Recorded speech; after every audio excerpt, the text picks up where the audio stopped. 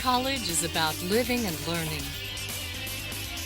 From academics to friends, Greek life to campus ministries, experiencing life to the fullest.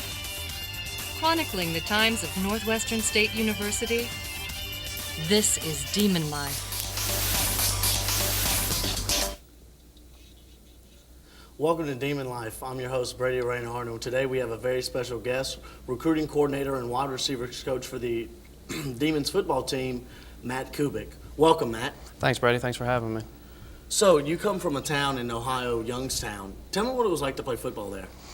Youngstown's a unique place. It's kind of a blue-collar, steel mill town.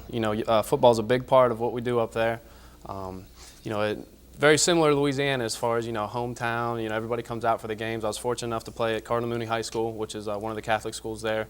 Very rich in traditions, got, handful of state championships. And, coming down here, a little bit of a culture shock, but Youngstown I'm proud to call Youngstown my home.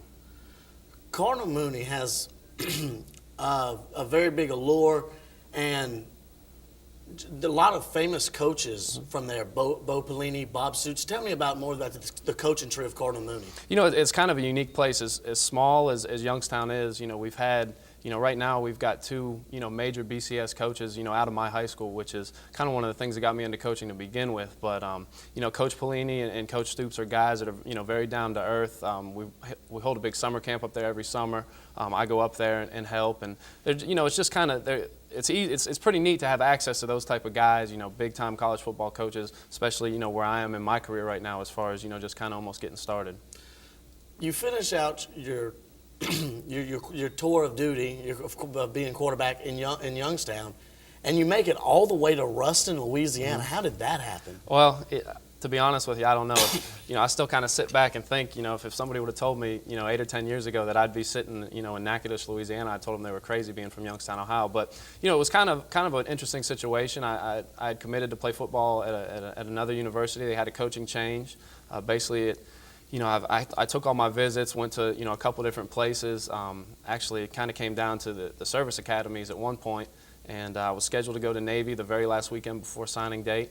I got a call from Coach McNell at Louisiana Tech. Knew a little bit about the place, knew they had some pretty rich tradition at the quarterback position, which was, something that I was interested in.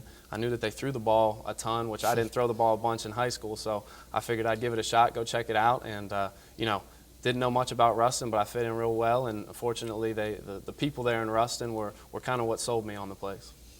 Your first game against Nevada there, what was the anticipation? Your first game was at Joe Elliott Stadium.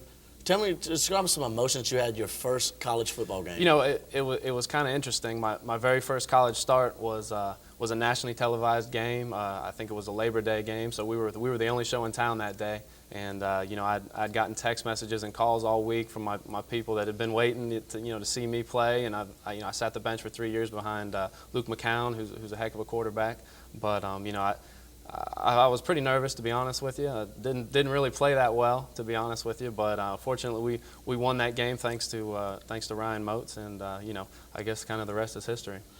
What was it like playing with an NFL running back, where he wasn't at the time, but soon to be drafted by the Philadelphia Eagles? What was it like playing with Ryan Moats? Ryan was great. I tell people all the time, they ask about Moats because he's still in the league and he's a great player.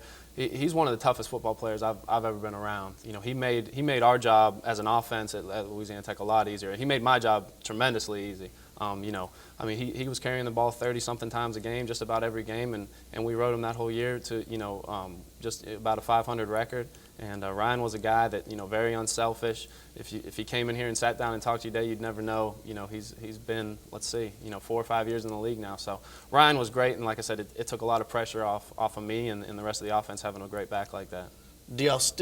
Has communications died between y'all? Do y'all still communicate now today? Yeah, we don't talk as much as we used to, but he's a guy, and all the guys that I played with at Tech, you spend so much time with those guys.